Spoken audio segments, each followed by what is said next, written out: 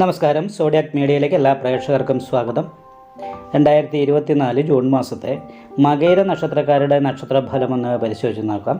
മകയിര നക്ഷത്രക്കാരെ സംബന്ധിച്ചിടത്തോളം മകയിര നക്ഷത്രത്തിൻ്റെ ആദ്യത്തെ 30 നാഴിക വരുന്നത് ഇടവക്കൂറിലാണ്. അപ്പോൾ ഇടവക്കൂറുകാർക്ക് സർവേശ്വരകാരകനായിരിക്കുന്ന വ്യാഴം 12 നിന്നും ജന്മത്തിലേക്ക് വന്നിട്ടുണ്ട്. അപ്പോൾ ജന്മരാമവനെ ദുഃഖം എന്ന് പറയുന്നൊരു ദോഷമുണ്ടെങ്കിൽ പോലും 12ാം വ്യാഴത്തിൻ്റെതായിരിക്കുന്ന ദോഷം അത്ര കഠിനമായിട്ട് അനുഭവിക്കാൻ സാധ്യതയില്ലാത്തതുകൊണ്ട് കഴിഞ്ഞ വർഷത്തേക്കാൾ അനുകൂലമായിരിക്കുന്ന ഗുണഫലങ്ങൾ അനുഭവിക്കാൻ ഈ വർഷത്തിൽ യോഗമുണ്ട്. കാരണം 12ാം തീയതി വരെ പഞ്ചമഹാപുരുഷത്തിലെ മാളവയോഗം ചെയ്ത് ശുക്രൻ ലഗ്നത്തിൽ തന്നെയാണ് നിൽക്കുന്നത്.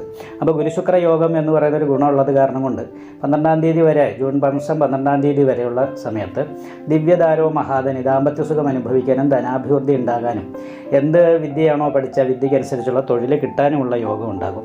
മാത്രമല്ല ധനസ്ഥാനത്ത് 2ാം ഭാവത്തിൽ ബുദ്ധികാരകനായിരിക്കുന്ന ബുധൻ നിപുണായോഗം ചെയ്താണ് നിൽക്കുന്നത്. 12ാം തീയതിക്ക് ശേഷം ശുക്രനും കൂടി അങ്ങോട്ട് വരും രക്ഷാസ്ഥാനത്തേക്ക്. അപ്പോൾ സ്വയം മുന്നിട്ടിറങ്ങി ചെയ്യുന്ന കാര്യങ്ങൾക്കൊക്കെ അനുകൂലമായിരിക്കുന്ന ഗുണഫലങ്ങൾ അനുഭവിക്കാനായിട്ട് സാധിക്കും. എങ്കിലും കണ്ടകശനിയുടേതായിരിക്കുന്ന ഒരു ദോഷമുണ്ട്. അപ്പോൾ കണ്ടകശനിയുടെ ദോഷമുള്ളത് കാരണം കൊണ്ട് നല്ല പ്രതീക്ഷയോടുകൂടി പ്രവൃത്തിയെടുത്താൽ ആ പ്രവൃത്തിക്ക് തക്കതായിരിക്കുന്ന ഗുണം കിട്ടാതെ ഇരിക്കുക എന്ന് പറയുന്നൊരു ദോഷമാണുള്ളത്. അപ്പോൾ ആ ദോഷത്തിന് പരിഹാരമായിക്കൊണ്ട് അയ്യപ്പ ക്ഷേത്രത്തിൽ നീരാഞ്ജനം വഴിപാട് ചെയ്യുക. അതുപോലെ തന്നെ ജന്മരാമവനെ ദുഃഖം എന്ന് പറയുന്ന ദോഷമുള്ളത് കാരണം കൊണ്ട് ശ്രീരാമചന്ദ്രൻ വനവാസത്തിന് പോയ രീതിയിലുള്ള കൃത്യമായിട്ട് എന്ത് ചെയ്യണം, എങ്ങോട്ട് പോകണം എന്നുള്ള ഒരു കാഴ്ചപ്പാട്, കൃത്യമായിട്ടൊരു നിലപാടെടുക്കാൻ കഴിയാത്തത് കൊണ്ടുള്ള ഒരു വിഷമം ഉണ്ടാകാൻ സാധ്യതയുണ്ട്. അത് കാരണം കൊണ്ട് തന്നെ വിഷ്ണു ക്ഷേത്രത്തിൽ നെയ്വിളക്കും ഭാഗ്യസൂക്ത പുഷ്പാഞ്ജലിയൊക്കെ കഴിപ്പിച്ച് നന്നായിട്ട് പ്രാർത്ഥിച്ചാൽ അനുകൂലമായിട്ടുള്ള ഗുണഫലങ്ങൾ അനുഭവിക്കാനായിട്ട് സാധിക്കും. അതിനോടൊപ്പം തന്നെ 5ാം ഭാവത്തിൽ ഘണ്ണകാരകനായിരിക്കുന്ന കേതു നിൽക്കുന്നത് കാരണമുണ്ട് കുറച്ചൊരു മാനസികമായിട്ടുള്ള ടെൻഷൻ വർദ്ധിക്കാനായിട്ടുള്ള സാധ്യതയുണ്ട്.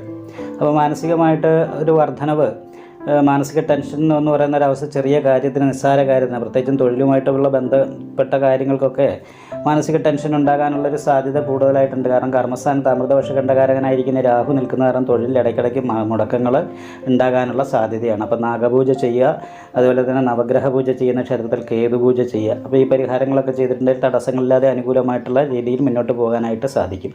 മകയിര നക്ഷത്രത്തിൻ്റെ അവസാനത്തെ 30 നാഴികയിൽ ജനിച്ചവരെ സംബന്ധിച്ചിടത്തോളം സർവാഭിഷ്ട സ്ഥാനത്ത് നിന്നിരുന്ന വ്യാഴം 12ാം ഭാവത്തിലേക്ക് വന്നത് കാരണം കൊണ്ട് തന്നെ ധനകാരകനാണല്ലോ വ്യാഴം. അപ്പോൾ ആ വ്യാഴം 12ൽ നിൽക്കുന്ന നേരം വീട് വിട്ട് അന്യദേശത്ത് നിന്ന് തൊഴിലെടുക്കുന്നവർക്ക് അനുകൂലമായിരിക്കുന്ന ഗുണഫലങ്ങൾ ഉണ്ടാക്കുമെങ്കിലും വ്യാഴപ്പിഴവിൻ്റേതായിരിക്കുന്ന കുറച്ച് വിഷമങ്ങളുള്ളത് കാരണം കൊണ്ട് വിഷ്ണു ക്ഷേത്രത്തിൽ നെയ്വിളക്ക്, ഭാഗ്യസൂക്ത പുഷ്പാഞ്ജലി മുതലായിട്ടുള്ള പരിഹാരങ്ങളൊക്കെ ചെയ്യണം. ലഗ്നാധിപതി സ്വക്ഷേത്ര ബലവാനായിട്ട് ഭദ്രായോഗം ചെയ്തിട്ടാണ് നിൽക്കുന്നത്. 12ാം തീയതിക്ക് ശേഷം ശുക്രൻ അവിടെ വരുമ്പോൾ ബുധശുക്ര യോഗം വരും, നിപുണായോഗം വരും, അതേപോലെ തന്നെ രംഗായോഗം വരും. അപ്പം അത് കാരണം കൊണ്ട് അനുകൂലമായിരിക്കുന്ന ഗുണഫലങ്ങൾക്ക് യോഗമുണ്ട്. എന്നാൽ വീട്ടിൽ നിൽക്കുമ്പോൾ വിപരീത സ്വഭാവം, വീട് വിട്ട് നിൽക്കാനുള്ള യോഗമാണ്.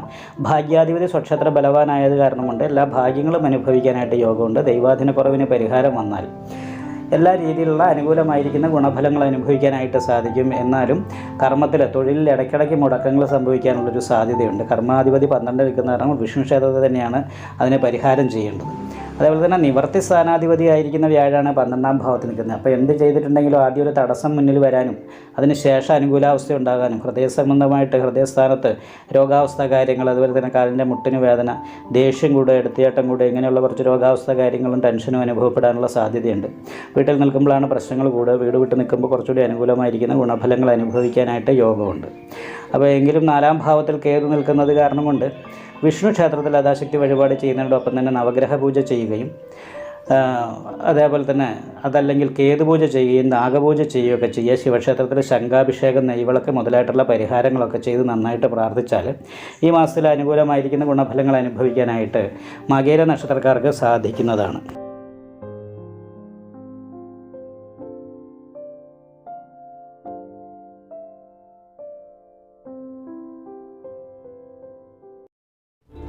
നിങ്ങൾക്ക് ഈ വീഡിയോ ഇഷ്ടപ്പെട്ടാൽ ലൈക്ക് ചെയ്യുക, നിങ്ങളുടെ അഭിപ്രായങ്ങൾ കമൻറ്റ് ചെയ്യാം. ജ്യോതിഷവുമായി ബന്ധപ്പെട്ട കൂടുതൽ കാര്യങ്ങൾ അറിയാൻ ഈ ചാനൽ സബ്സ്ക്രൈബ് ചെയ്യുക. ഞങ്ങളുടെ ഓൺലൈൻ കൺസൾട്ടൻസി നമ്പർ താഴെ ഡിസ്ക്രിപ്ഷൻ ബോക്സിൽ കൊടുത്തിട്ടുണ്ട്. ആവശ്യമുള്ളവർക്ക് കോൺടാക്റ്റ് ചെയ്യാവുന്നതാണ്.